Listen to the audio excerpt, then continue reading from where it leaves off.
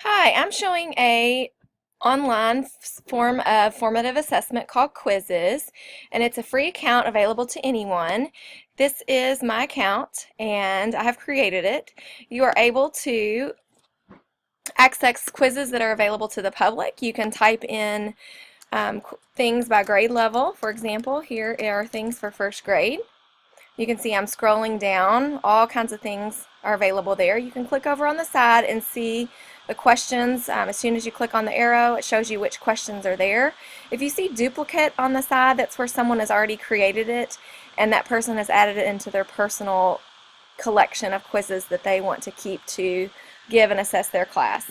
These are ones that I have either created or duplicated off someone else's site to give to my students.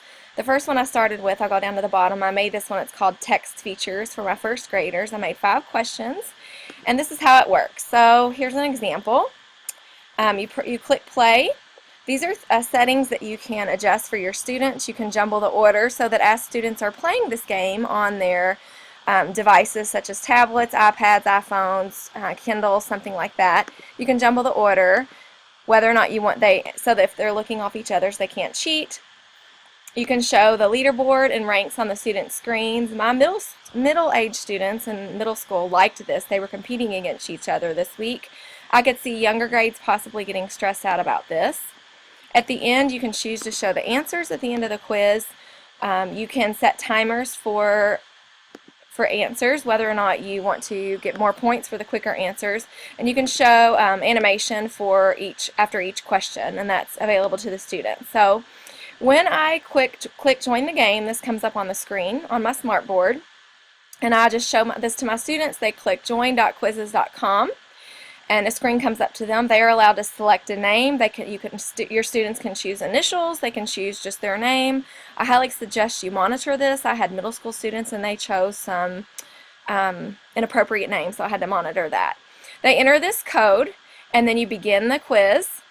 I can't show you that right now because that's only accessible on the student screen, but that comes up and then it shows them, it gives them an option of the 4 different selections. They click it and it tells them whether it's right or wrong. I'm going to click cancel game for now. Each time the students select a new quiz for your students, it shows a new code.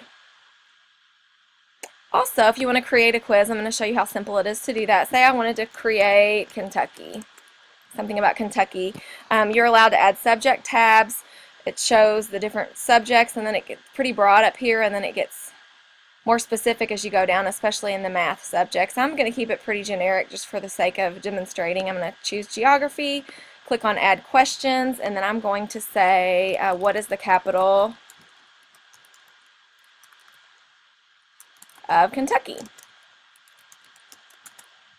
And then you give 4 different options.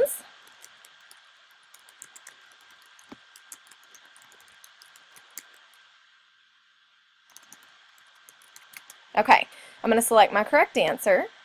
And this is what the student screen looks like each time. So this is what you would see. So obviously we know Frankfurt is the correct answer. I'm going to click finish. That's all that I want to do. You select here. This is a slider bar. I'm going to say it's for grades 1st to 2nd. I'm going to put it on public settings. If it were something private that I didn't want anyone to see, I could do that as well. And I'm going to click Save Quiz and exit. And there's my quiz I've created. So you can see how quick and easy it is to assess. Something that's neat is after your students have created the quiz, it saves the data, and you can it formats nicely within Google Docs. So it translates that into an Excel spreadsheet, and you can see immediately what your students need to work on, what questions they've gotten wrong, what questions they've gotten right, and also lets you know by name who's gotten what problems right and wrong.